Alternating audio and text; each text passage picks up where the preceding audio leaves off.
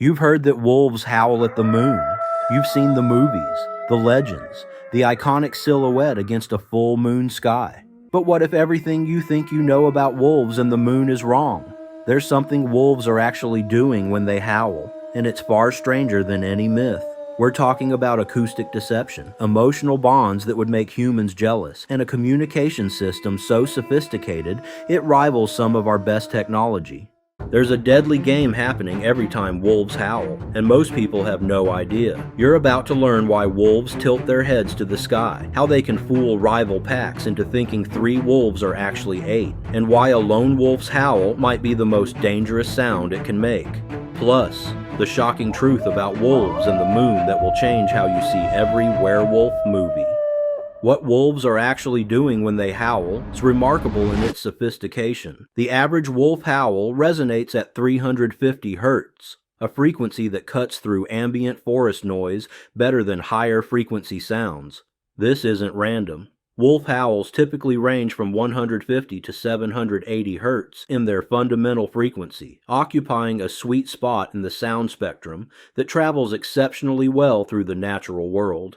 The sustained duration, anywhere from half a second to 11 seconds for solo howls, gives the sound time to propagate across enormous distances. Just how far can a wolf's howl travel? In open terrain, up to 10 miles. Through dense forest, about 6 miles. A single wolf can announce its presence across an area of roughly 300 square kilometers.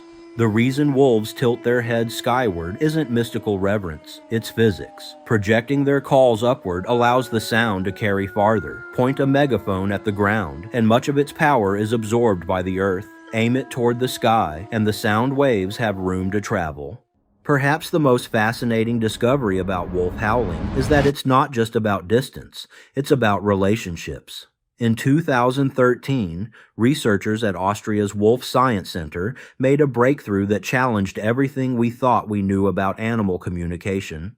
When a wolf was removed from its pack, the remaining wolves consistently howled more for socially dominant pack members, and even more frequently for wolves they had close social bonds with, regardless of dominant status. This wasn't the result of stress hormones or automatic physiological responses. The wolves were making conscious choices about when and for whom to howl. Wolves aren't just broadcasting generic signals into the wilderness. They howl most often for the wolves they're closest to. It sounds remarkably like friends staying in touch.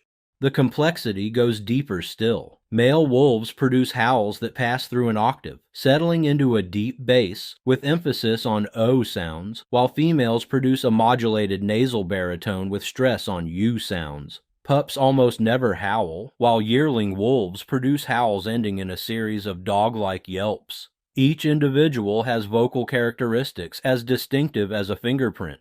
When wolves howl together as a pack, something even more interesting happens. They don't harmonize like a human choir, all singing the same note. Instead, individual wolves howling in chorus will change the frequency and pitch of their howls to make it sound as if their pack contains more members than it actually does. A pack of 3 wolves can sound like 6 or 8 through careful manipulation of their vocal frequencies. To a rival pack listening from miles away, this false advertising might mean the difference between attempting an invasion and deciding to hunt elsewhere. Chorus howls are complex affairs that take about 60 seconds on average and grow more layered as more wolves join in, and each adds a slightly different pitch and rhythm. A single voice multiplies into something that sounds like an army. For lone wolves, those who have lost their pack or been driven out, howling becomes a double-edged sword. While howling might help them locate potential mates or find a new pack to join, lone wolves typically avoid howling in areas where other packs are present. A solitary wolf broadcasting its location to an established pack isn't announcing an opportunity for friendship. It's painting a target on itself.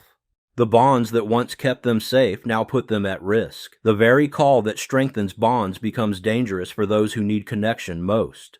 The fundamental frequency of howls can be divided into beginning, midsection, and ending, with much variation found within the howls of each individual, yet unique features that allow for individual recognition. Each howl carries information about the animal's size, health, emotional state, and identity. A defensive howl is used to keep the pack together and strangers away, to protect young pups who cannot yet travel from danger, and to protect kill sites. A social howl is used to locate one another, rally together, and possibly just for fun. Maybe the most surprising discovery? Wolves might howl just for fun. Through ice ages and human persecution, through adaptation to every conceivable habitat from Arctic tundra to temperate forests, wolves have retained something that serves no obvious survival function, the simple pleasure of making music together.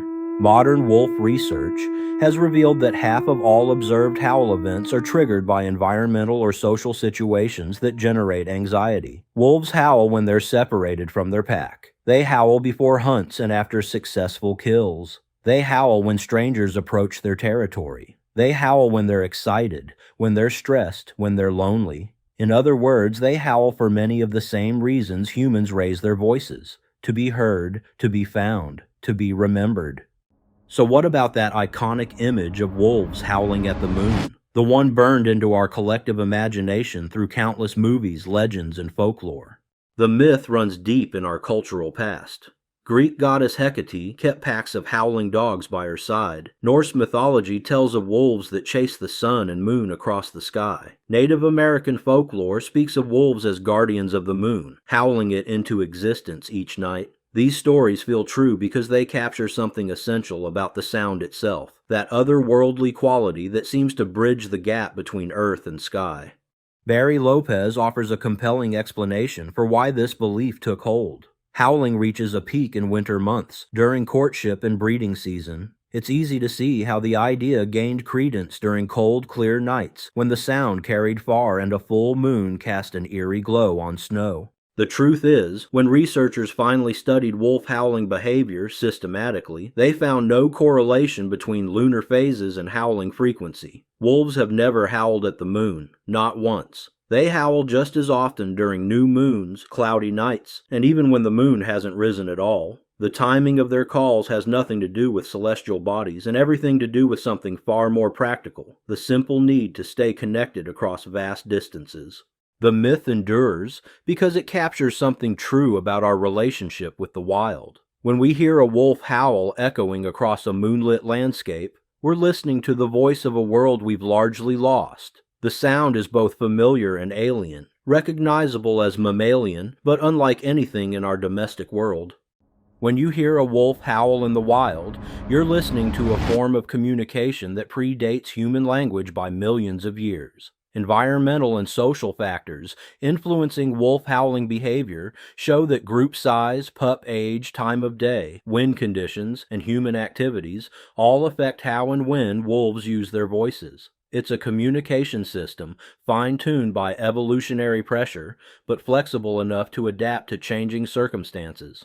Recent research on domestic dogs shows that breeds genetically closer to wolves retain stronger responses to howl playbacks, suggesting that domestication gradually erodes this ancient communication form. We are witnessing the slow dissolution of a language that once connected all canids across continents. The wolves howling in Yellowstone tonight are using the same frequencies, the same social protocols, the same emotional motivations as their ancestors who roamed these mountains when glaciers still covered the peaks. The moon that illuminates their songs has watched over countless generations of wolves, but the wolves themselves have never been singing to it. They've been singing to each other, across the vast distances that separate pack members, across the dangerous territories that divide rivals, across the loneliness that threatens to swallow lone individuals whole. When a wolf throws back its head and howls, it's not worshiping the moon or calling to spirits. It's doing something far more profound, reaching across the darkness with nothing but its voice, hoping someone out there will hear and answer back. If you love learning about wolves and other animals, take a moment to like this video, subscribe to the channel, and hit that bell for more animal updates. Still stuck on wolves? Check out our Wolf Facts video or watch our fascinating wolf playlist. Well, that's it for today.